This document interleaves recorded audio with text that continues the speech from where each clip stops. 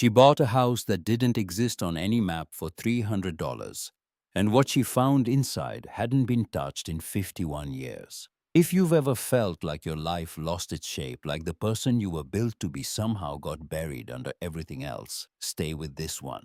Because this is a story about what happens when a woman who spent her whole life teaching history finally walks into it. Subscribe if you're new. This is the kind of story worth staying for. Lenora Voss had spent 27 years explaining to teenagers why the past mattered. She had a gift for it. Not the theatrical kind, not the teacher who stands on desks or throws chalk. Her gift was quieter. She could take a date, a name, a document, and turn it into something that breathed. She could make a room full of 15-year-olds feel the cold of Valley Forge or the particular silence of a town the morning after something terrible happened. Colleagues asked how she did it. She said she didn't know. She said maybe it was because she believed it, that the past wasn't past, that it was always leaking into the present somewhere through a door nobody had thought to open. She retired in June, not because she wanted to, because the school district of Richmond, Virginia needed to cut 6 positions, and Lenora had the seniority to choose, and she chose to go so that someone younger wouldn't have to. That was the kind of woman she was. She made the hard call before anyone asked her to, and then she lived inside the consequences of it. Her husband, Marcus, had been dead for 8 months by then. He died on a Tuesday in October between breakfast and lunch, sitting in the armchair by the window where he always read the paper.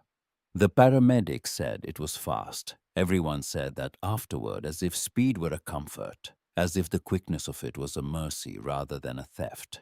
Lenora had been in the kitchen when it happened. She had heard nothing. That was the part she kept returning to late at night in the months that followed. Not his face, not the ambulance, not the paperwork, but the silence. How ordinary the silence had been. How it had not announced itself as the last silence before everything changed. The house in Richmond had 4 bedrooms and 2 full baths and a kitchen. Marcus had renovated the year before he died new countertops and a farmhouse sink he'd been proud of.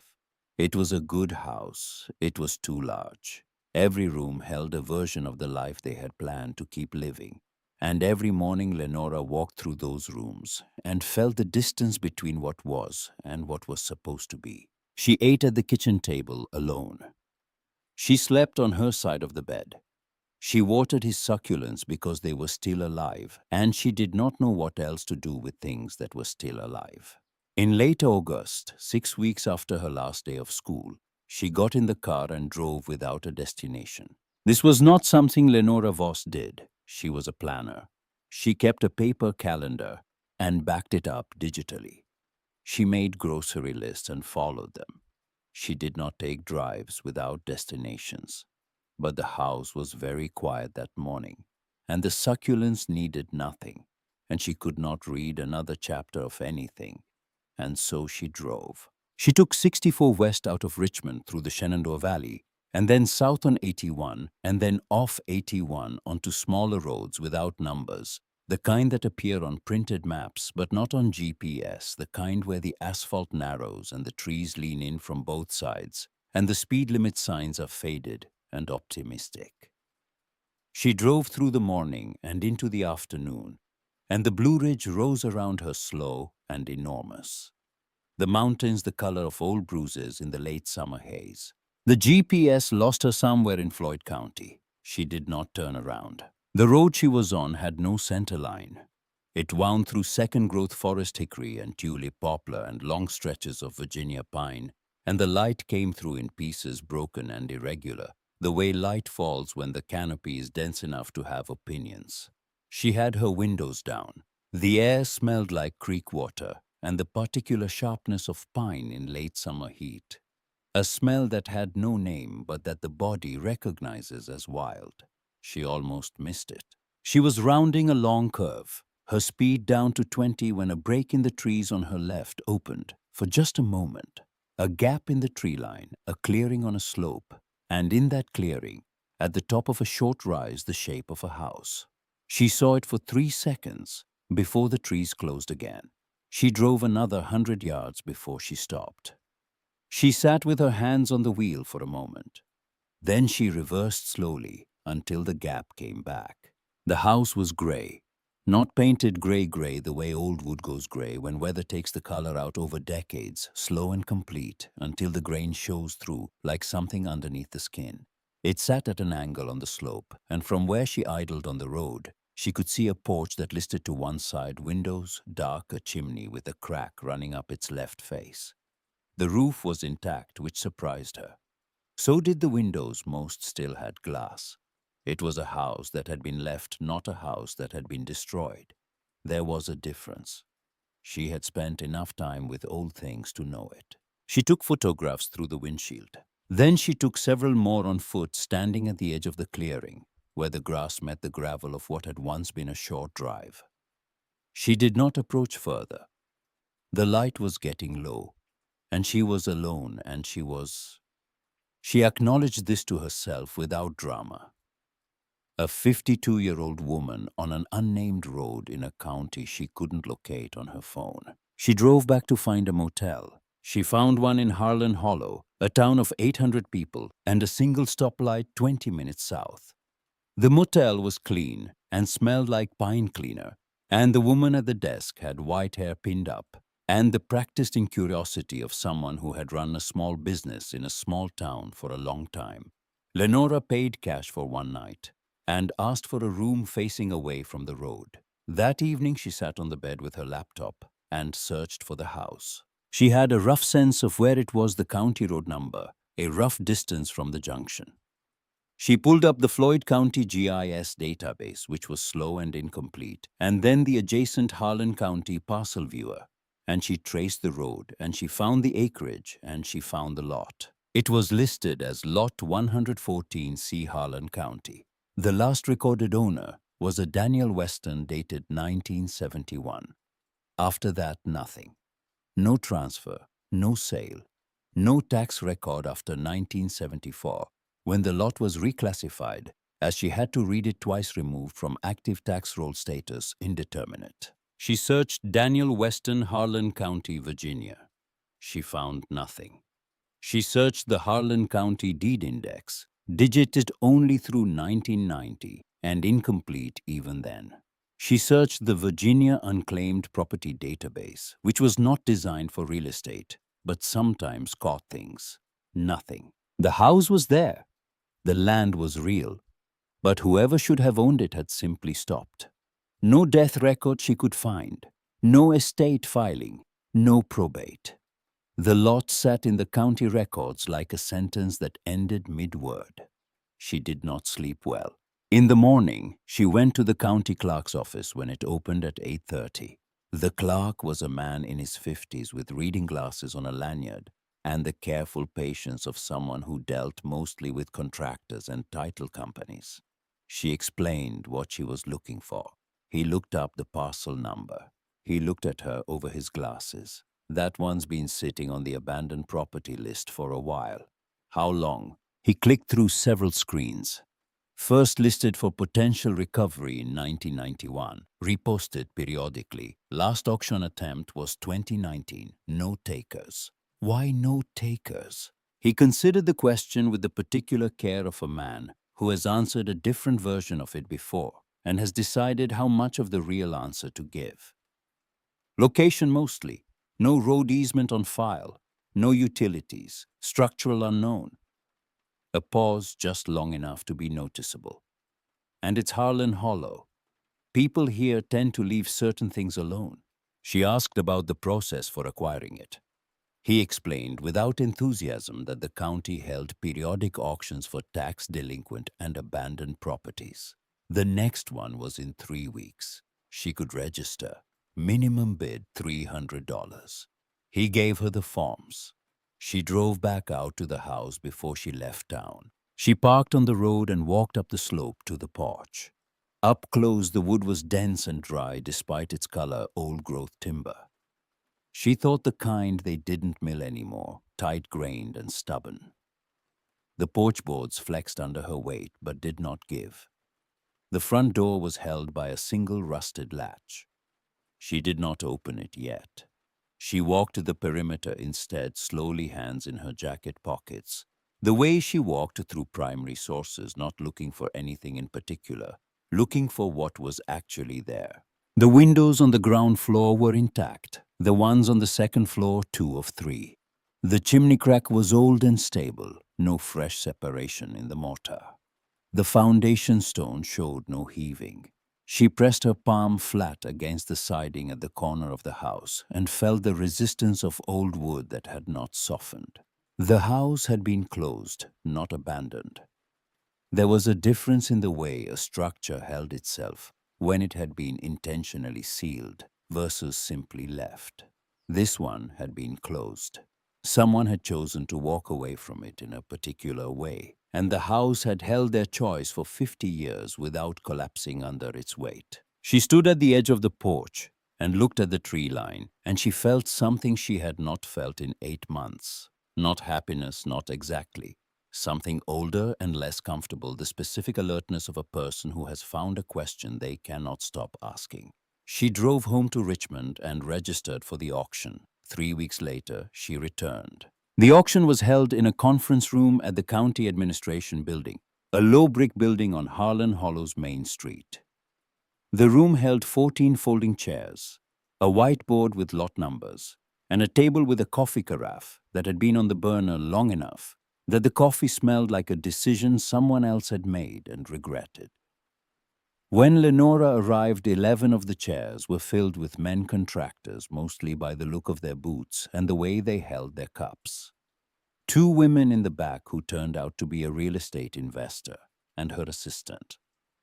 And 1 man Lenora did not know yet, seated in the far corner, who was not holding coffee, was not talking to anyone, and whose eyes moved to her the moment she walked in. He was perhaps 65. Gray hair well kept, a fleece vest over a collared shirt. He had the build of someone who had been athletic for a long time and had kept most of it. He watched her find her seat with an expression that was pleasant and told her nothing. The auction moved through the first 11 lots with the brisk efficiency of transactions no one felt strongly about. Parcels at the edge of town, a garage structure on a corner lot, 2 buildable acres that the contractors wanted enough to bid against each other, briefly before one conceded.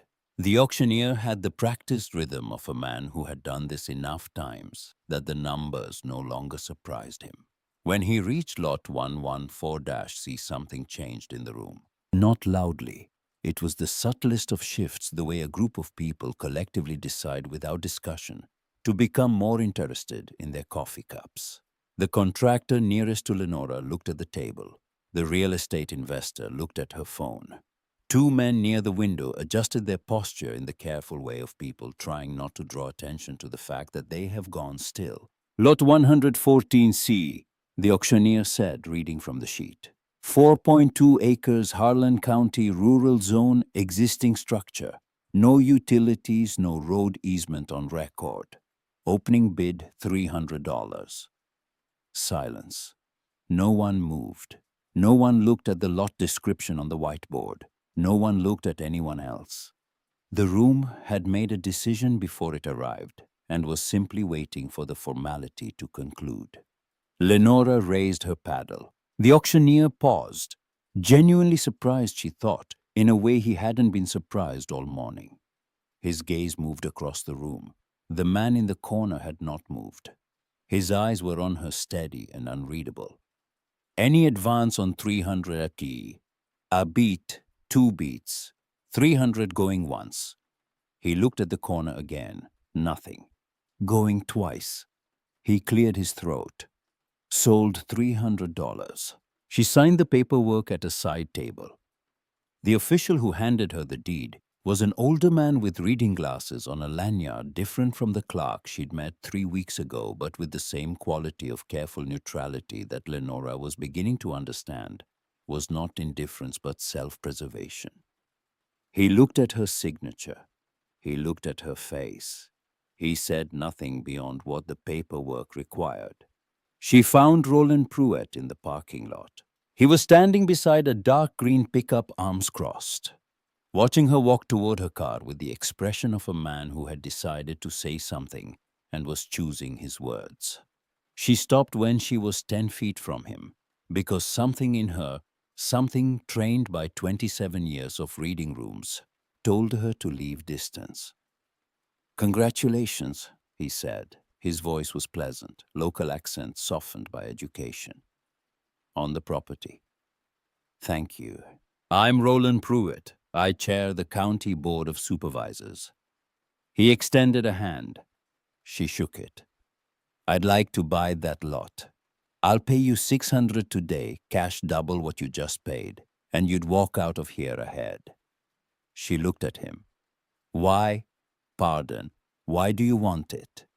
You could have bid on it yourself 5 minutes ago."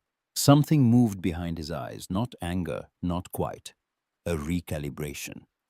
"It's adjacent to a parcel my family owns. Consolidation makes sense. I didn't bid because I didn't want to drive the price up for the county unnecessarily." He smiled. It was a good smile, the kind built over decades of use. "It's just land, Miss Voss. Miss Voss, it's not a house you'd want to live in." "I appreciate the offer," Lenora said. "I'm going to pass." His smile held. "Of course, well." He reached into his vest pocket and produced a card. "If you change your mind." She took the card and walked to her car. She sat for a moment before starting the engine. Then she noticed the rear tire, flat, the sidewall visibly soft the way a tire looks when the air has been let out slowly, rather than punctured with force.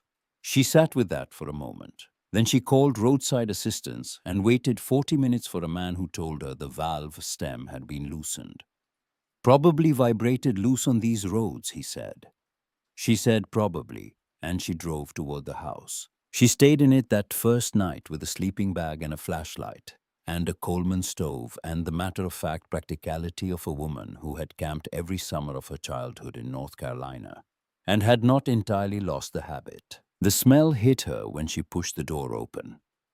Old wood dust, and underneath both of those, something faintly sweet, not floral. More like dried herbs left in a drawer for decades, their oils still faintly present in the grain of the walls. She stood in the doorway and breathed it before she stepped across the threshold. The living room was dim, the light filtered through windows that hadn't been cleaned in years. A couch against the far wall, sheeted in canvas, gone gray with time.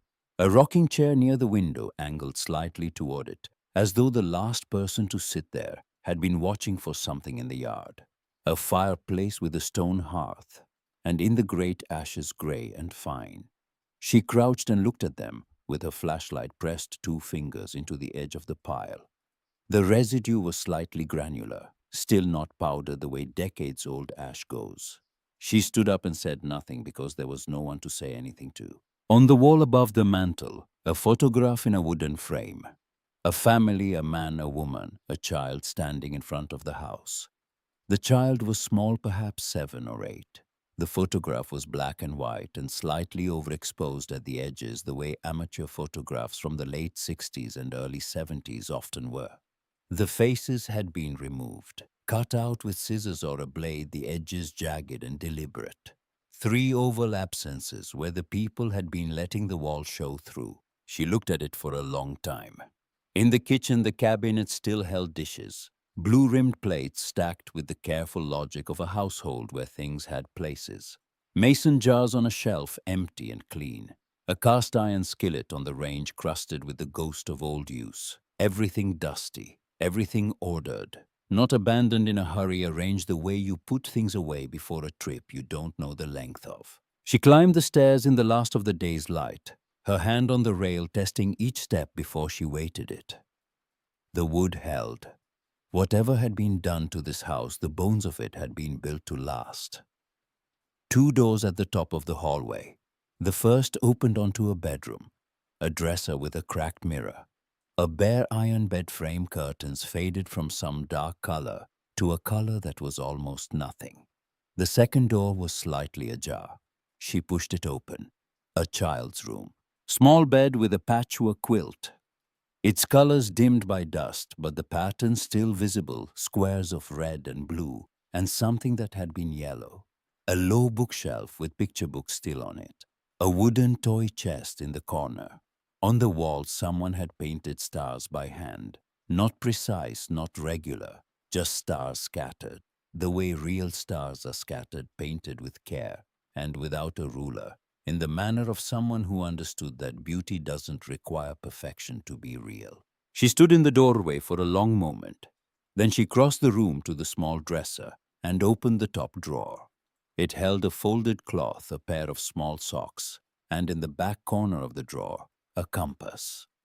Brass no larger than her palm with a cracked crystal face and a needle that still trembled north when she held it level. On the back, scratched into the metal with something sharp, a nail or a knife tip, the letters uneven and determined Ellis 1973. She held it in her palm. The brass was cold. She did not know why the name stopped her the way it did. Ellis. It was not a common name. It was not a name she associated with anything she could locate, no student, no neighbor, no figure in the history she taught. But it sat in her chest, the way certain words sit when they carry more weight than they've announced. She turned the compass over and held it up. The needle held north. She put it in her jacket pocket. Then she took it out and placed it back in the drawer. Then she stood there, her hand still in the drawer, and felt the wrongness of leaving it. She put it in her pocket again and went downstairs. She made soup on the Coleman stove and ate at the kitchen table in the light of her flashlight and thought about the family in the photograph. 3 people with cut-out faces. A kitchen arranged for a trip no one came back from. Stars painted on a child's wall with enough care to mean something. She opened her laptop, weak signal enough, and searched Weston family, Harlan County, Virginia, 1973. 2 results. One was a genealogy forum thread from 2009 unanswered, asking if anyone had information about a Harlan Weston of Harlan Hollow. The other was a digitized page from the Harlan Hollow Courier, dated November 1973, a 3-paragraph notice stating that the Weston family, formerly of rural Harlan County, had relocated to pursue opportunities elsewhere, and the community wished them well. 14 lines, no quotes, no names beyond the family name, no destination. She read it 3 times. Families who left towns did not usually get notices in the paper. Families who left towns gave their neighbors a forwarding address, sold their furniture, said goodbye at their church. Families who left towns did not leave their dishes in the cabinet and their child's books on the shelf. She searched the county deed records again, this time looking for adjacent parcels. Lot 114C was bordered on 2 sides by county forest, and on the third by a parcel listed under Pruett Family Holdings, LLC, established 1974, the year after the Westons disappeared from the record. She closed the laptop. The compass was in her jacket pocket. She pressed her hand against the outside of the fabric and felt the small, hard circle of it. Ellis, 1973. A child had owned this. A child had scratched his name into brass with the conviction that the thing was his and the name would prove it. Outside the Blue Ridge, dark had come down fully. Not the dark of cities, which is never quite dark, but the dark of mountains, which is total and old and uninterested in reassurance. She could hear the trees moving. She could hear something further off, water or wind, a low sound that the house seemed to absorb rather than deflect. She thought about Roland Pruett in the parking lot, his card in her pocket, his smile, his certainty that the lot was not a house she'd want to live in, his family's name on the parcel next door, dated to the year the Westons vanished. She thought about the tire, the valve stem loosened but not punctured. She thought about the clerk's words, people here tend to leave certain things alone. She lay in her sleeping bag on the living room floor that night, and she looked at the ceiling, and the ceiling looked back at her, the way ceilings do when a room has been holding something for a long time and is only now beginning to let it out. In the morning, she would drive into Harlan Hollow. She would go to the Saturday market because small towns had Saturday markets, and Saturday markets were where people talked. And somewhere in this town, she was increasingly certain someone knew the name Ellis Weston. Someone had been knowing it for 51 years quietly and alone, the way you know a thing you cannot say out loud in the place where you live. She pressed her hand against her jacket pocket. The compass was still there, small and cold, and certain the way true things are certain even in the dark. She was not going home. The Saturday market in Harlan Hollow occupied half a block of the main street.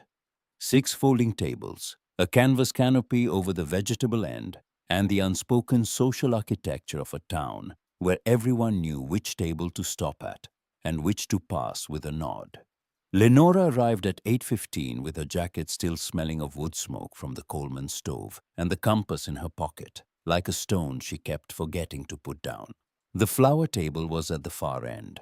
The woman behind it was perhaps 78, perhaps older. The kind of age that stops being legible in precise numbers and becomes instead a quality of presence. She was small and upright, with white hair cut short and practical, and she arranged dahlias with the focused economy of someone who had been doing the same task for long enough that the hands knew it without the mind's involvement.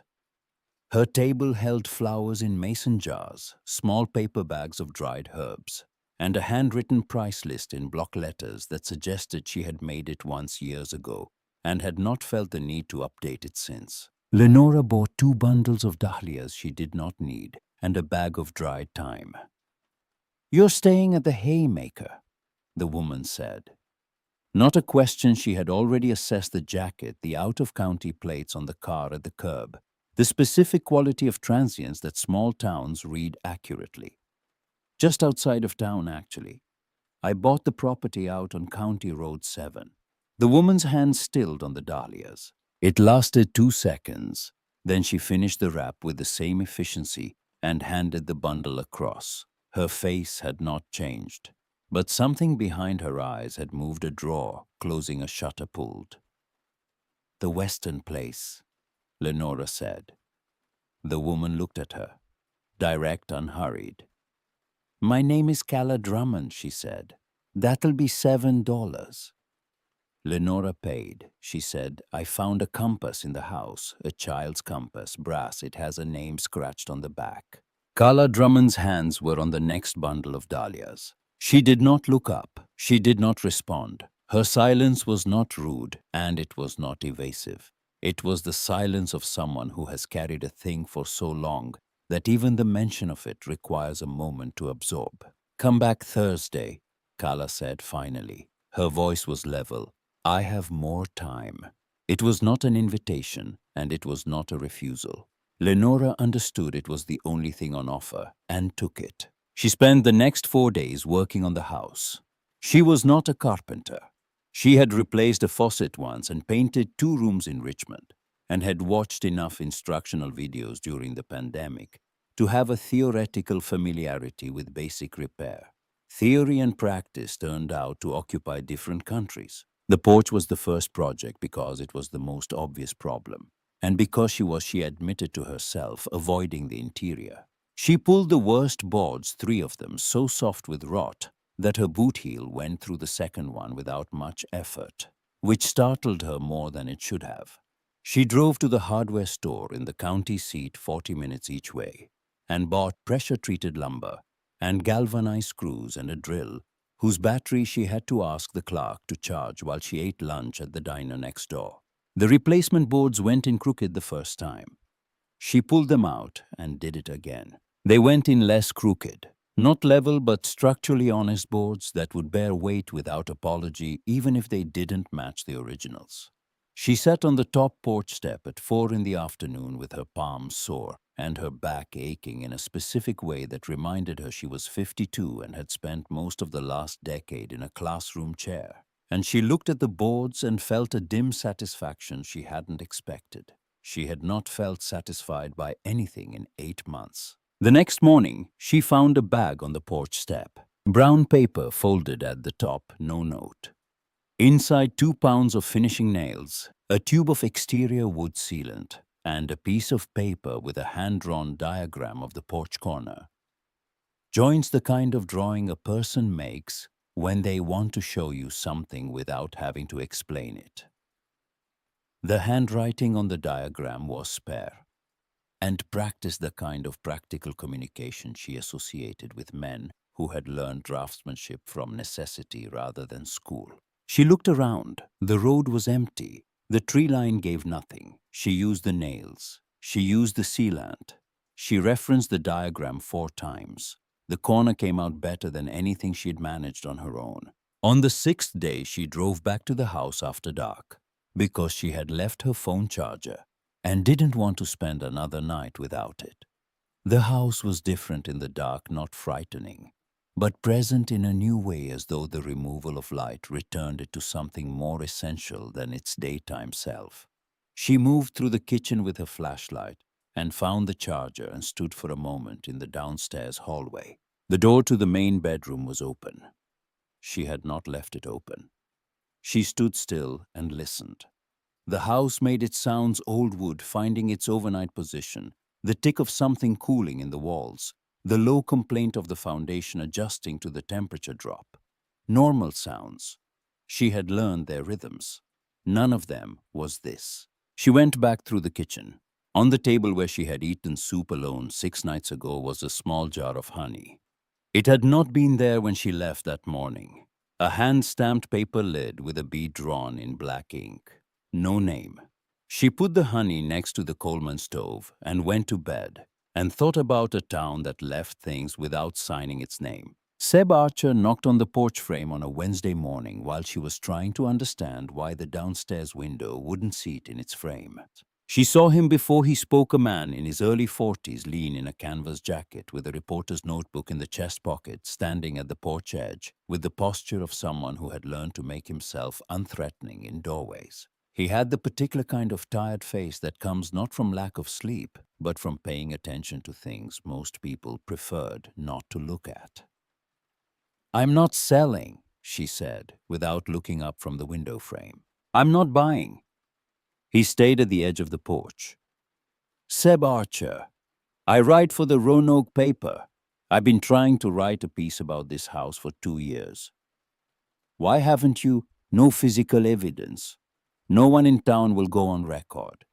And the county records are incomplete in ways that are interesting rather than accidental." He paused. "Then you bought it." She looked at him then. He had not moved from the porch edge. He had not produced his phone or his notebook. He was simply standing there, offering himself as information and waiting to see what she did with it.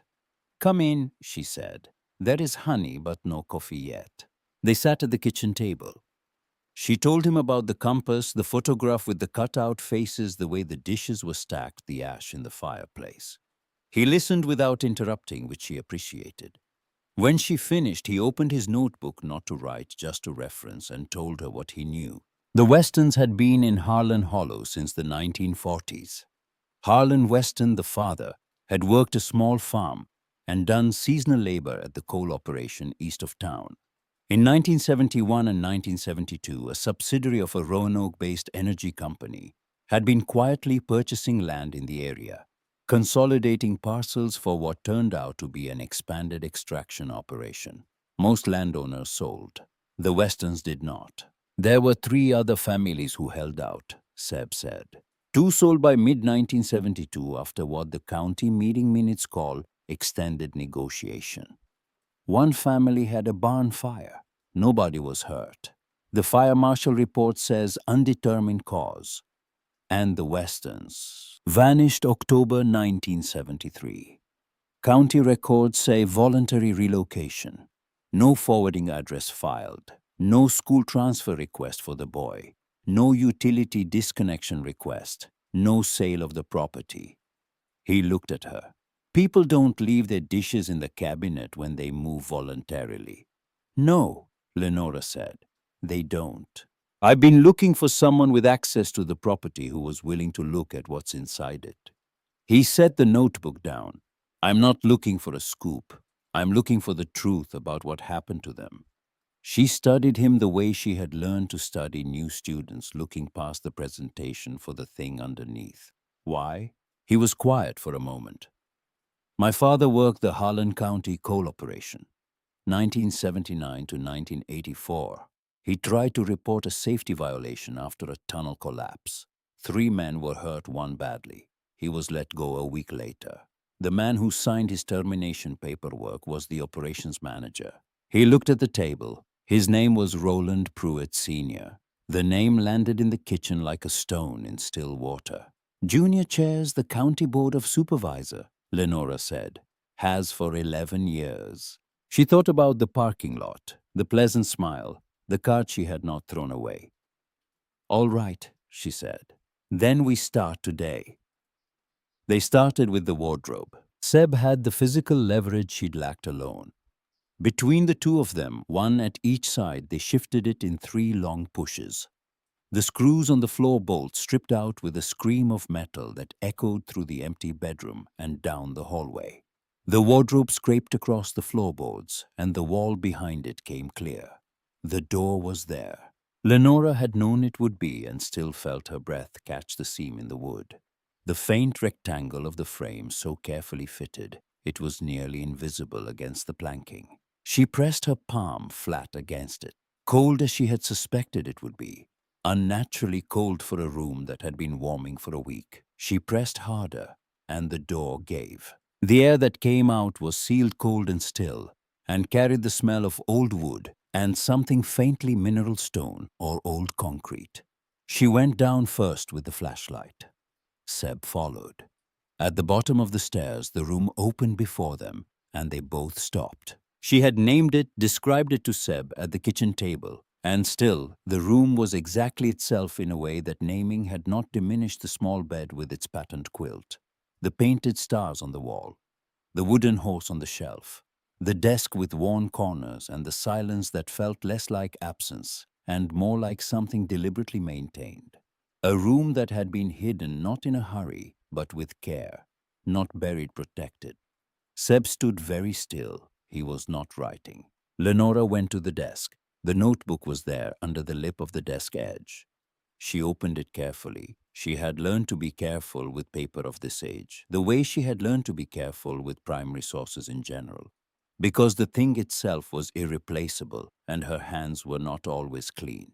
She read the first entry aloud quietly. October 3rd, 1971. They came again last night. My husband says they're getting desperate. He won't give them what they want. I'm afraid for our boy. Seb had his notebook out now, writing in a compressed hand, fast and precise. She turned the pages. The entries were Ruth Weston's The Mother. The handwriting was careful and patient. At the start, the letters even and slightly formal. The penmanship of a woman who had learned to write in an era when it was considered a skill worth cultivating. As the months passed, the care in the letters diminished, not from carelessness, from urgency, from a mind with too much to record and not enough margin to slow down. October 7th. This house is no longer ours. It belongs to their shadows, to their whispered threats. They told him he must cooperate. He will not. God help us. October 11th. The child still asks when he can go outside. I tell him soon. I pray I'm not lying. Then the final entries where the ink smeared and the sentences broke apart. October 19th. They are inside. If anyone ever reads this, please remember us. The pen stroke trailing off into a dark smear at the right margin. Not a period, not a conclusion. The evidence of a hand that had stopped because something had made it stop. Seb did not speak. She did not speak. Then she went to the loose floorboard behind the bed and pried it up with her pocket knife. The tin was there. She passed it to Seb. He opened it and laid the contents on the bed with the careful hands of someone who understood he was handling evidence, the birth certificates, the letters, the photographs, and the list. He picked up the list last. 8 names in 2 columns, several circled, several underlined, and at the bottom the last 2 crossed out in red ink, the mark heavy and repeated, as if the pen had gone over them more than once. The second to last name crossed out was one she did not recognize. The last name crossed out was R. Pruett. Beside it, in smaller handwriting, a different pen. He knows. He was there. Seb set the list down on the bed very carefully. That's not a victim list, he said. No, Lenora said. It's not. They drove to Calla Drummond's house that Thursday. Lenora had come alone first as agreed. But Calla had left the porch light on in the middle of the afternoon. Lenora noticed it from the road and understood it was not an accident. And when she knocked, Calla opened the door and looked at Seb and said, "I know who you are. Your father was Tommy Archer." Seb went very still. "Yes." "Come in," Calla said. The house was small and warm and smelled like the same dried herbs as the market table. They sat in the front room on furniture that had been good once and was now simply honest worn armrests, a braided rug faded to soft versions of its original colors. Calla sat in the upright chair near the window, her hands in her lap, her posture that of a woman who had made a decision and was sitting inside it. "I knew Ruth Weston," she said. "We weren't close friends. We were the kind of women who helped each other with things and never talked about anything personal, which in those days was called being neighborly." A pause. "I knew what was happening to them.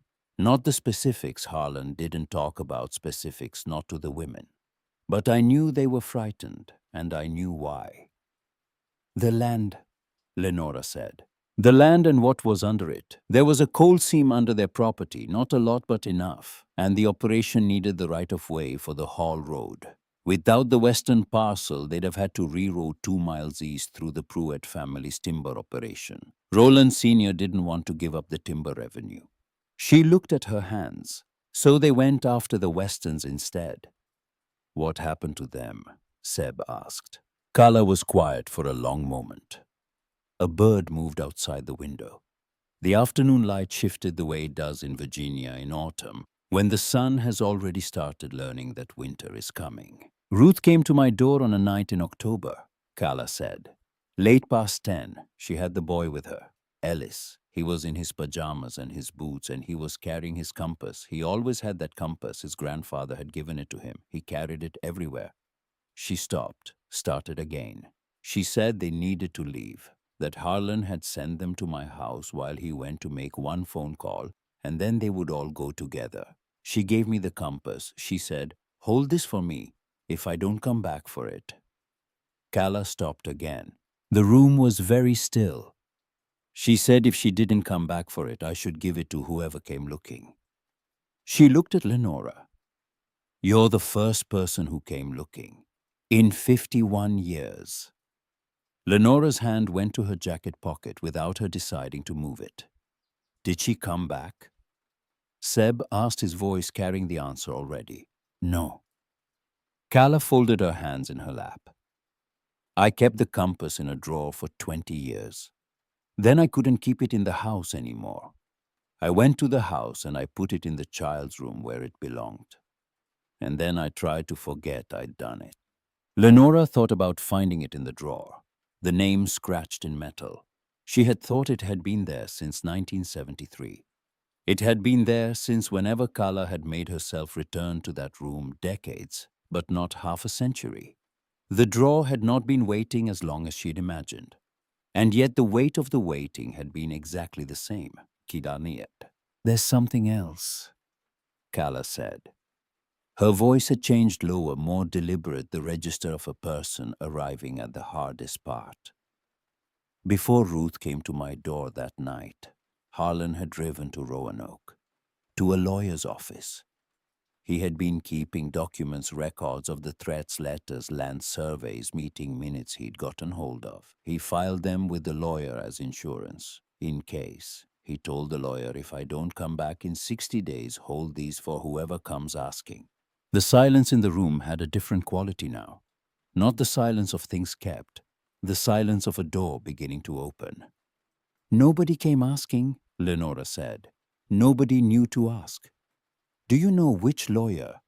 Calla reached into the pocket of her cardigan and produced a piece of paper folded twice that looked as though it had been folded and unfolded many times over many years. She held it out to Lenora. "I've been carrying that for 50 years, she said. "I was waiting for the right person to give it to." That night, Lenora sat in the kitchen with the piece of paper on the table in front of her. The name on it, Alderman and Price Attorneys at Law Roanoke.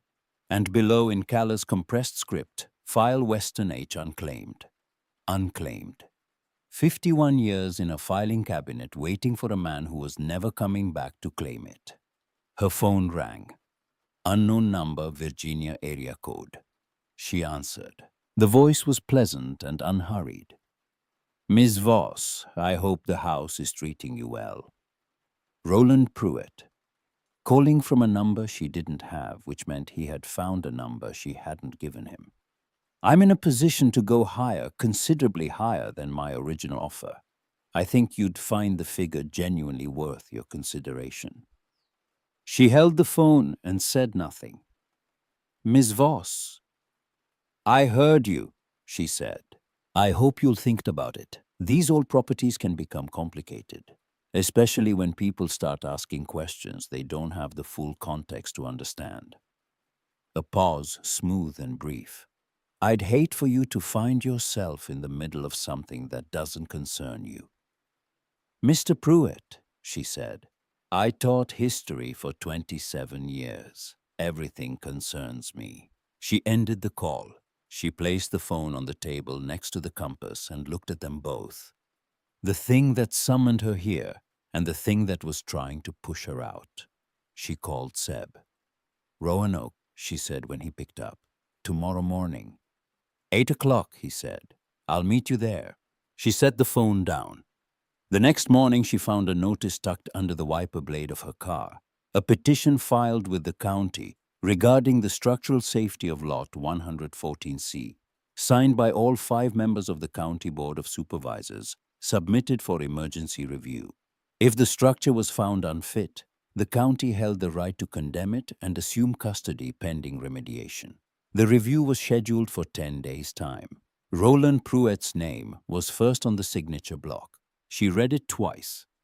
Then she folded it and put it in her jacket pocket alongside the compass and drove to Roanoke. The law office of Alderman and Price occupied the second floor of a building on Jefferson Street that had been built in 1923 and had not been significantly renovated since approximately 1987. The attorney who met them, Warren Price Jr., his father having founded the firm, looked at them over his reading glasses with the careful expression of a man being asked to open something that has been sealed for a long time. Weston, he said when Seb explained. H. He left them in the conference room for 11 minutes. Lenora counted. He returned with an accordion file manila and dark at the edges with age. He set it on the table between them. My father's notes indicate this file was submitted in October 1973 with a 60-day non-collection contingency. If the depositing party did not return within 60 days, the file was to be held indefinitely pending an authorized claimant presenting with appropriate documentation. He looked at Lenora's property deed on the table. He looked at her. He untied the string. Inside 12 pages of handwritten notes, methodical and dated. Surveyor's records, copies of county meeting minutes with passages underlined, 3 letters discussing the Weston situation in language that was careful and in its carefulness damning, and a list of names, the same list she had found under the floorboard. This was the original. But this version had something the copy in the house did not. At the bottom below the last crossed-out name, Harlan Weston had added a final line in ink slightly different from the rest, as though he had returned to add it after everything else was written. These men took our land. If we don't make it out, whatever comes next is theirs to answer for. Seb's pen had stopped moving. This is evidence, Lenora said to Warren Price Jr. Yes, he said quietly. I believe it is. She picked up the compass from where it had come to rest on the conference table. The needle held north. Always north. In 10 days, Roland Pruett intended to take the house. She had 10 days. She drove back from Roanoke with the accordion file on the passenger seat and the particular clarity that comes when a situation stops being ambiguous and becomes simply a problem to solve. She had spent 27 years teaching students that history was not inevitable, that the outcomes which seemed fixed in retrospect had been at every point contingent. that the difference between what happened and what might have happened was usually one person sometimes, who decided that the record would not go uncorrected. She had believed this when she taught it. She believed it now in a different register. In the register of the body of the hands of a woman sitting in a car on a Virginia highway, with a dead man's evidence in a folder and a compass in her pocket, and 9 days left. She called Seb before she reached the county line. "I need you to write the first piece before the hearing. Not the full story, we don't have time. But enough. The family, the disappearance, the petition's timing. Enough that if they condemn the house, there's a public record that precedes it." A pause. "That's a shorter timeline than I'd like. I know, but we have the list, the diary, the Roanoke file. Calla Drummond on the record. That's not speculation. I'll have a draft to my editor by Friday." She went to see Calla that evening, laid the county petition on the table between them. Calla looked at it without touching it, with the resignation of someone who has been half expecting this particular document for a long time. "He's done this before," Calla said. "Not to a house, but he has ways of moving people. He won't move me." Said without heat as a fact, "But I need to know if you'll speak at the hearing, on the record." Calla was quiet. Outside, a single car passed on the empty road. Harlan Hollow settling into its evening. "I'm 78 years old," she said. "I've lived in this town my whole life. I've been afraid of that family for 50 years, not afraid of what they do to me personally, afraid of the weight of it, of what it costs to say a thing out loud that a whole town has agreed not to say." "I know," Lenora said. "Do you?" Not unkind, just precise. Lenora thought about the house in Richmond, the succulents, the silence that had not announced itself before it became permanent. "I know what it costs to carry something, because you've convinced yourself there's no other option. And I know what it feels like when something outside yourself forces the question open again." Calla looked at her for a long moment. Then, "I'll speak." She picked up her cup. Then she set it down. "I want to hold the compass first, before the hearing. I want to hold it one more time." Lenora reached into her jacket pocket and put it on the table. Calla picked it up in both hands the way you hold something that has weight beyond its physical weight. The needle swung gently and settled. She held it for a long moment, her face doing something private. Then she set it down and pushed it back. "Keep it," she said. "You know where it needs to end up." Seb's article ran on a Tuesday. The headline was careful. "Harlan Hollow property hearing raises questions about 1973 family disappearance." The piece laid out the facts without editorializing the Weston family. The land dispute, the voluntary relocation on record, versus the evidence preserved in the house. Calla Drummond's account attributed by name. The Roanoke file described without quotation from documents still under legal review. It was precise. It was restrained. And restraint in this case was its own form of force. By Wednesday, 2 regional television stations had called the county administration building for comment. By Thursday, a state representative's office had sent an inquiry to the county board. By Thursday evening, 3 people Lenora had never met had left messages with Seb. People who had been in the town in 1973 and who had apparently been waiting for someone to give them a reason to speak. The hearing room held 40 seats and had 63 people in it. Lenora had not expected 63 people.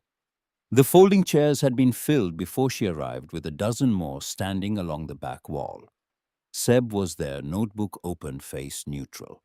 Calla Drummond was in the second row, upright in her coat, her hands folded on her purse, her posture. The posture of a woman who has made a decision and arrived inside it fully. Roland Pruett sat at the board table with the other 4 supervisors, his face composed. He looked at the room, registered its fullness, and allowed nothing in his expression to acknowledge what that fullness meant. The county attorney presented the petition: structural concerns, habitability, public safety. Lenora stood when the chair called for public comment. She had taught in front of rooms for 27 years. She knew the difference between a room that was listening because it was polite and a room that was listening because it needed to. She did not raise her voice. She did not perform. She laid out the timeline the way she had always laid out timelines, in chronological order, with evidence, with the specific patience of someone who respects the intelligence of her audience. The land dispute, the threats documented in Ruth Weston's diary, the Roanoke file, the list of names with its final entry, the parcel registered to Pruett Family Holdings in 1974. She did not say Roland Pruett was guilty of anything. She said the timing was a matter of public record and that the public record required an explanation. Then she sat down. Calla Drummond stood. She was brief. She said she had known Ruth Weston.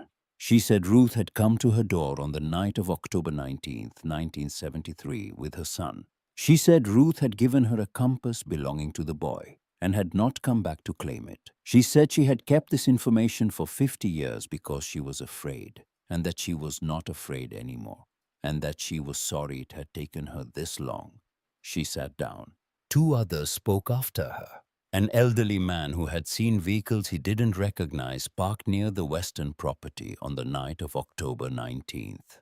A woman whose mother had worked at the county clerk's office and had told her once that certain records from that period were not where they should be. Roland Pruett did not speak. He called for a vote on the structural petition. 3 of the 5 board members abstained. The petition failed. He found her in the parking lot afterward. Same posture as the first time. Same pleasant expression. "Careful, Miss Voss," he said. "You've kicked something loose. People in this town have long memories, and I've been very patient with them." She looked at him. "So have they," she said.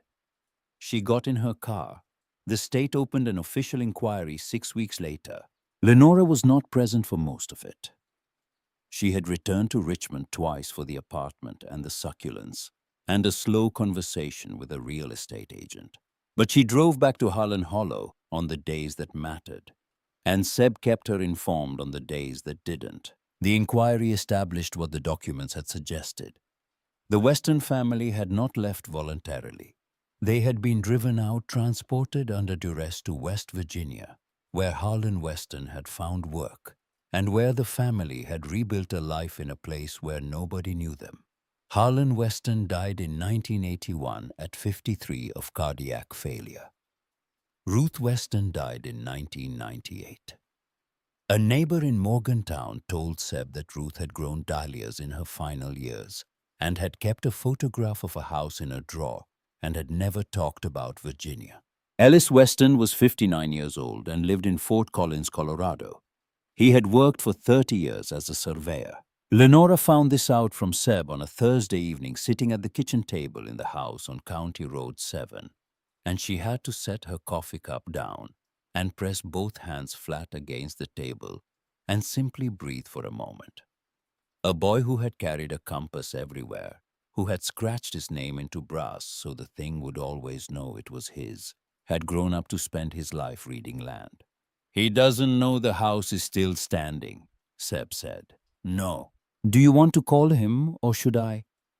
She thought about what it would mean to be 59 years old and receive a phone call from a stranger telling you that the house you had last seen at 8 years old in pajamas and boots in the dark of an October night had been standing in a Virginia county for 51 years, waiting. "I'll call him," she said. She called on a Saturday morning early when the light was just beginning to come through the kitchen window and the woods beyond the clearing were still dark at their edges. It rang 4 times, a man's voice careful. "Mr. Weston, my name is Lenora Voss. I'm calling from Harlan County, Virginia. I own a property on County Road 7, a house that was listed as Lot 114C. I need to tell you that the house is still standing." A long silence. She let it be. She had learned in 27 years when a silence needed to be filled and when it needed to be allowed. "I used to dream about that room," he said finally. His voice was steady in the way things are steady, when they are being held steady by effort. The room with the stars on the wall. I never knew if I'd remembered it right or invented it. You remembered it right, she said. The stars are still there. She heard him exhale long and slow, the release of something held for a very long time. I have something of yours, she said. A compass, brass. Your name is on the back. He didn't speak for a moment. When he did, his voice had changed quieter, and underneath the quiet something that had been waiting just as long as the house had. I'd like to come, he said. I was hoping you would, she said. He came on a Friday in late November. The trees had finished turning, and most of the leaves were down the forest now, showing its structure their angles and verticals that summer hid. The air was cold and sharp with the particular clarity of Blue Ridge mountain air in late autumn, the kind that makes distances look closer and details sharper than they have any right to be. Lenora stood on the porch when his rental car came up the road. She had repaired the porch boards weeks ago, and they were level now, or close enough. She had painted the front door not gray, not its original color, which she didn't know, but a dark green that she had chosen because it looked like something the house had been waiting to say. Seb's car was parked at the road. He had come and then, reading the situation, stayed in his car. Calla Drummond's car was beside his. She had called that morning without explanation and said she was coming. Ellis Weston stepped out of his rental car and stood beside it for a moment. He was 59, with the steady build of a man who had worked outdoors for decades and had kept the habit, gray at the temples. He looked at the house with the expression of a person doing something involuntary, absorbing something through the eyes before the mind has decided if it's ready. He walked up the slope slowly. She did not go to meet him. She stayed on the porch and let him come at his own pace because this approach was his and not hers to hurry. When he reached the porch steps, he stopped. He looked at the new boards among the old. He looked at the green door. He looked at her. Thank you, he said, for not letting it fall. She stepped aside and held the door open. He went inside. She gave him time. She stayed on the porch with the cold air and the smell of pine and the sound of the woods birds in the upper branches, the creak of timber in the tree line, the low, continuous sound of the creek she had found in her first week. The mountains went blue in the midday haze, enormous and patient, the way they had been before anyone built this house, and the way they would be long after everyone who had ever lived in it was gone. After a while, she heard him on the stairs. She went inside. He was in the upper hallway outside the door of the child's room. He had pushed it open but had not gone in yet. She stood behind him at a distance and waited. He went in. He walked around the room the way you move in a place that is real and also a dream, carefully, as if too much speed might dissolve something. He ran his hand along the quilt. He crouched in front of the bookshelf and looked at the spines. He stood at the wall and looked at the stars. The hand-painted stars his mother had made faded now to soft suggestions of their original color, still exactly where she had placed them.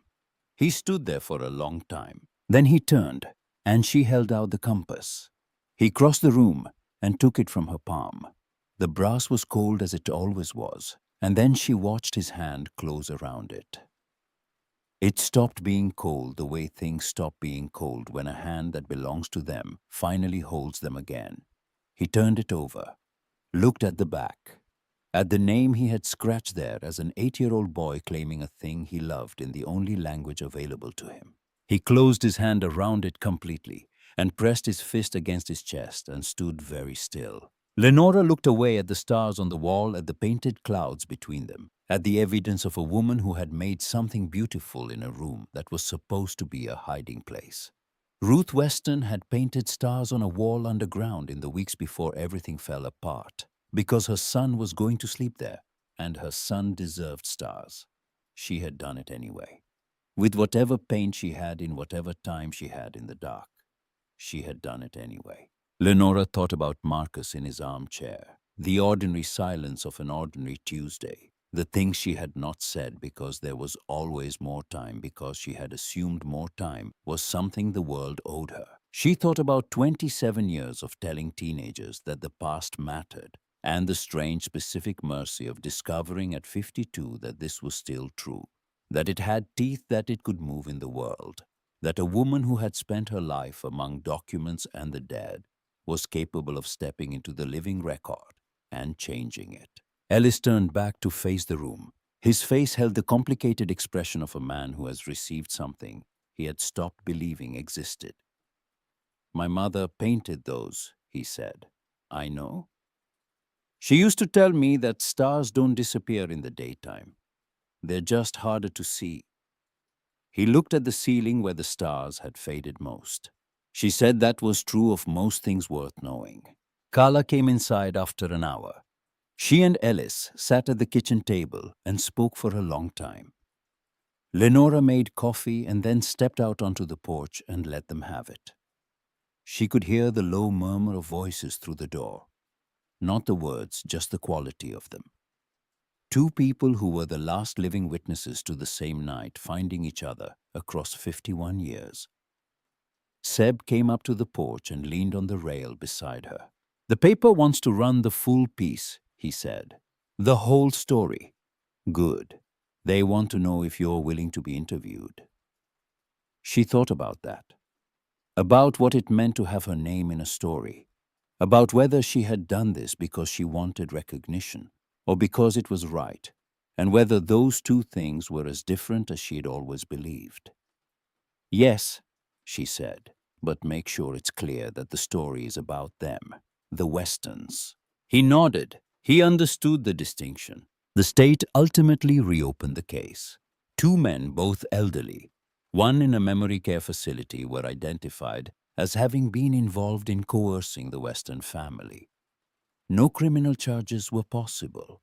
The statutes and the men's conditions made prosecution untenable. But the record was corrected. The county issued a formal acknowledgement of what had occurred. The house was designated a site of historical significance under the Virginia Historical Landmarks Program, which meant it could not be demolished without state oversight, and which meant practically that Roland Pruett could not touch it. Roland Pruett did not seek re-election the following year. He offered no public explanation. In a town of 800 people, none was needed. Lenora did not return to Richmond. She sold the house there in the spring. The farmhouse sink and the 4 bedrooms and the rooms full of the life she and Marcus had planned to keep living. She kept his armchair. She kept 2 photographs and the succulents, which she transported in the back seat with more care than she had taken with most of her other possessions. She moved into the house on County Road 7. She was not under any illusion that she had saved it. The house had been standing for 51 years without her. It had held its secrets and its staircase and its painted stars through 6 decades of Virginia winters, and would have continued to do so with or without a woman from Richmond, who had driven without a destination one August afternoon and looked through a gap in the trees. But she was there now, and the house had changed around her. Not structurally. In the way spaces change when they are inhabited by someone who understands what they are. On a Saturday in May, Ellis Weston came back. He brought his daughter, a woman in her early 30s, with her father's attention and her own assessment.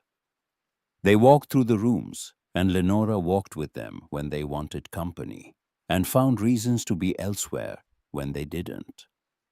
In the child's room, Ellis stood again at the wall with the stars and said nothing, and his daughter stood beside him and said nothing. And the silence was the kind that families carry together. The weight distributed between them lighter than it is when carried alone. Before he left, Ellis stood on the porch with the compass in his hand. "I wanted to stay here," he said. Lenora looked at him.